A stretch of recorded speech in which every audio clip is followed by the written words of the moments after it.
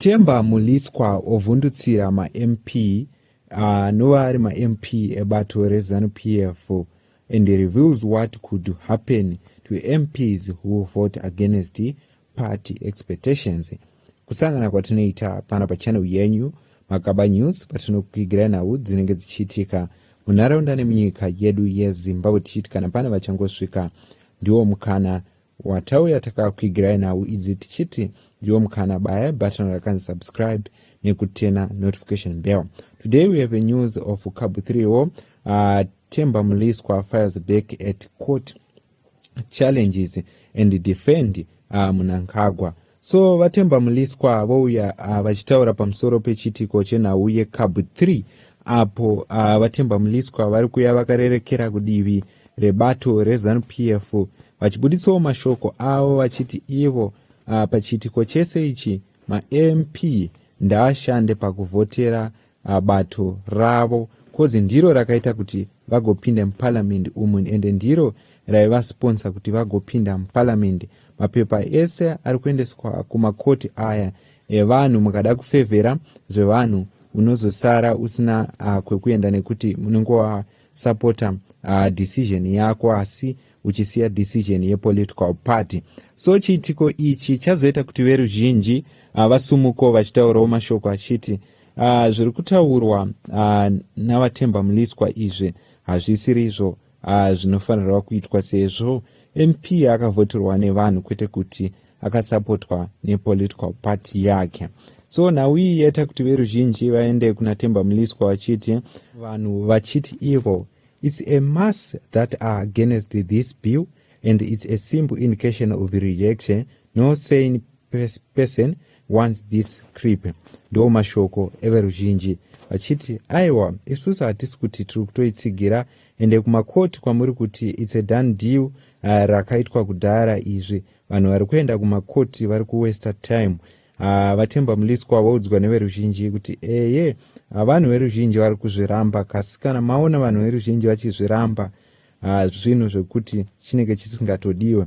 So and also pamashoko aTemba Mliswa azotaurawo achitsina achiti muZanuPF mune list remamembers ari kuzivikanwa ari kunzi iwo ari sitting on the fence anova ari kunzi ari kutoramba nechitiko cheCabo 3 ichi vachiti hatife takachisapota tiri kumira neruzhinji.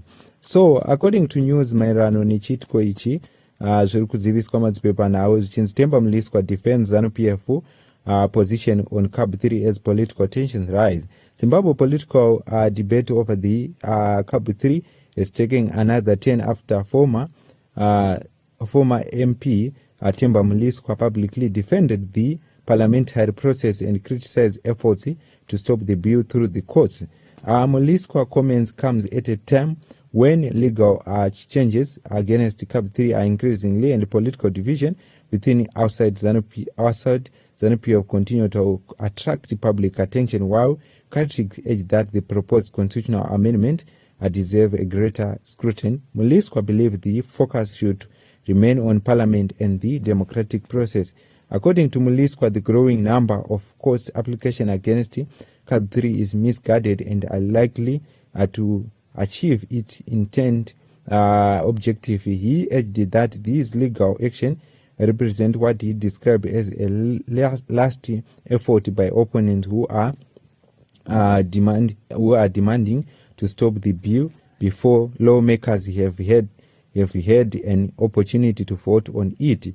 Mliswa suggested that some of the court's challenge may be intended to pressure on members of parliament ahead of the crucial votes. He questioned why legal action is being pursued against a bill that has not yet completed the parliament process. One of his strongest arguments centered on public consultation that were conducted by parliament. Mliswa questioned the claims that citizens were not consulted, pointing out that parliament hearings were held to gather public viewing votes on the proposed amendment. According to him, parliament followed a process that allowed Zimbabweans to express their opinion, and therefore allegations of exclusion should be carefully examined. He urged that disagreement over the bill should be addressed through democratic institutions rather than through repeated legal battles.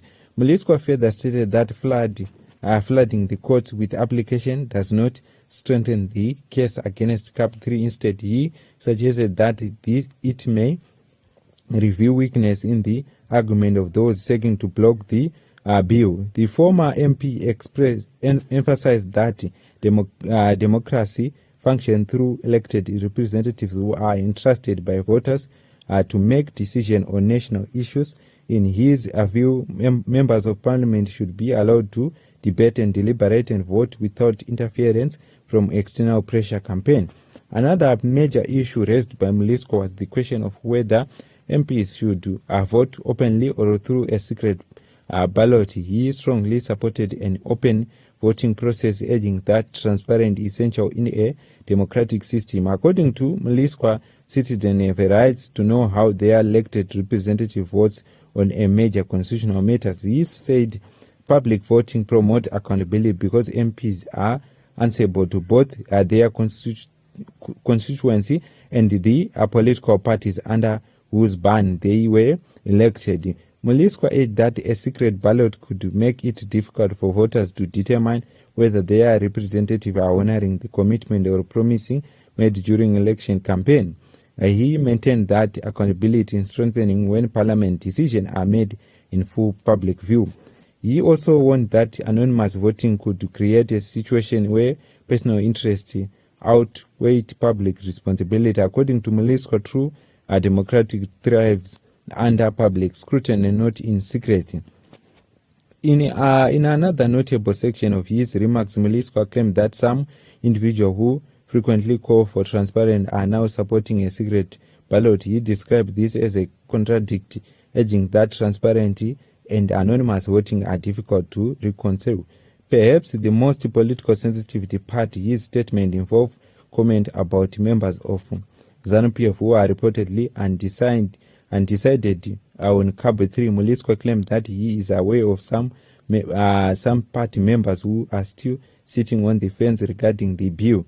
Without naming anyone, he urged those MP to think carefully before making decisions. He urged that the MPs entered the parliament through party sponsorship and should remember their obligation to the both party and the electorate. According to Mliswa, MPs should avoid advancing what he described as a personal interest ahead of a broader party commitment and public expectation. His comment have sparked renewed debate across Zimbabwe political landscape. Support of the CAP 3 view his remarks as a defense of a parliamentary democracy and transparent. Well, critics urge that constitutional change require the highest level of public participation and scrutiny. So muri Zimbabwe ndona uri kutaurika ndo mashoko ari kubuda kuna vatemba Mliswa, asi veruzhinji vari kuti aiwa vatemba Mliswa taakukuziyai kwamakarerekera, muri munhu weZanuPF chete, hamusi kuda kungobudawo pachena. So veruzhinji vari kuti these people had over 100 days to engage with the MP, but these choose to be zviri kuitika izvi. Vamwe vakati I never heard you saying abolish a secret vote for MPs is intimidation ahead of the upcoming vote. Many MPs Asabuk have tried to hold a consultation at the meeting were blocked. Do mashoko veruzhinji vachiti imimi vatemba Mliswa manga murimo munyika yeZimbabwe muchiona zviri kuitika, vanhu vaiita maconsultation vachirambidzwa, saka ndiwo mukana wekuendesa ivava maMP kumatsara edzimhosva, koza haaende kunotaura muparliament kuti ruzhinji rwenzvimbo randinobva ruri kusapota CAP 3 ipo pasina musangano wakaitwa waingobvumirwa wanga uri weZanuPF chete. So vatemba Mliswa vari kuti vese vari kuenda kumakoti vari kuwaste time. CAP 3 is a done deal. Zvaita kuti veruzhinji vashamsike naSabu kutemba Mliswa kuti zviri kumbofamba sei, sezvo vari kuti vari kuenda vachienda kuma-legal system vari kuita upremature kukomplita kwavari kuita, ende zviri kushowa weakness yavo pamusoro pebill iri, ende vachiti ivo vane list remamembers eZanuPF avari kuti ivo ivavo tichavanyatsowadzoreredza kuti vasapote CAP 3 nekuti vari kumeka decision isiriyo nekuda kwekuti kuiswa muparliament kwavakaita sponsorship yepati yavo yeZanuPF, kurakidza kuti musangano wakadedzerwa kuZanuPF uyu ndizvo zviri kudhiskaswa izvozvo izvi, sezvo vari kuona kuti maMP akawanda ari kubudikira achiti isusu hatisi kusapota chiitiko ichi. What's your take on this? What's your take on this news? Kubva mumashoko avaTemba Mliswa. Ndidzo news dzatati tikabata pano paYouTube channel yenyu yeMagaba News.